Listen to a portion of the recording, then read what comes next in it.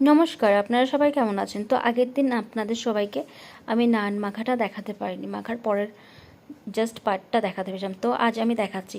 প্রথমে আমি 2 চামচ তেল নিয়ে নিলাম, 1 চামচ নুন আর 1 চামচ চিনি, একটু খাওয়ার সোডা দেবো এর মধ্যে। খাওয়ার সোডা দেওয়ার পরে আমি এর মধ্যে মেশাবো টক দই।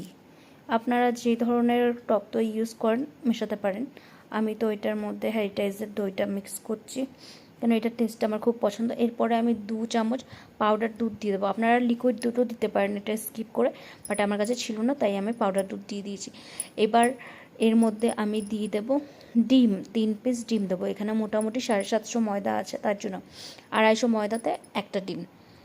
এবার আপনাদের যদি একটু বেশি ফ্লাফি চাই তাহলে আপনারা ডিমের ইয়েটা বাড়াতে পারেন। ওকে, তো ভালো করে আমি এটা মিক্স করে নেব।